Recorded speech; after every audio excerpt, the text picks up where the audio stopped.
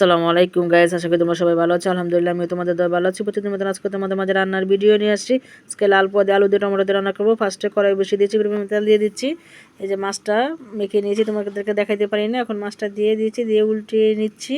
তোমরা কেউ বাজে কমেন্ট করবে না, কারণ আমি বলতে গাউসে নিজের বাড়িতে আসছি, এখনও বাজার করতে পারি নাই। ঘুরে ফিরে তোমাদেরকে একই ভিডিও দিতে হবে। আর এখন নতুন আলু আমি তো বলেছি, নতুন আলুর ভিডিও বেশি পাবে। এই যে দেখো সব কিছু পেস্টটাকে ভালো করে ভেজে নিয়েছি। 1.5 চামচ হলুদের ফাঁকি, 1.5 চামচ মরিচের ফাঁকি, পরিমাণ মতন লবণ, আদা রসুনের পেস্ট দিয়ে ভালো করে কষিয়ে নিচ্ছি। আলুটা কেটে দিয়ে শুকিয়ে রেখেছি, আলুটা দিয়ে দিব।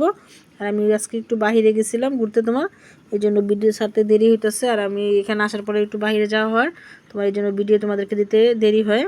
ইনশাল্লাহ সব ভিডিওই দিব, পিঠার রেসিপিও দিব তোমাদেরকে। আমি অনেক অসুস্থ গাইজ, তার জন্য দিতে পারতেছি না।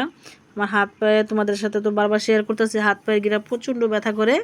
আমি ব্যথার জন্য কোনো কিচ্ছু করতে পারি না, তারপরে তোমাদেরকে রান্নার ভিডিও দেই, কারণ রান্না তো করে খেতে হবে যাতে অসুস্থ হই। তো দেখো কথা বলতে বলতে আমি কিন্তু আলুটা আর টমেটোটা ভালো করে কষিয়ে নিয়েছি। এখন দিয়ে দিচ্ছি মাছগুলা দিয়ে তোমার এতে দেখো প্রায় হয়ে গেছে। এখন দিয়ে দেবো আমি ধনিয়া পাতা কুচি। দেখো লাল পোয়া দিয়ে আলু দিয়ে টমেটো দিয়ে রান্না হয়ে গেছে। রান্নার রেসিপি তোমাদের ভালো লাগে লাইক কমেন্ট শেয়ার করো। আল্লাহ হাফেজ।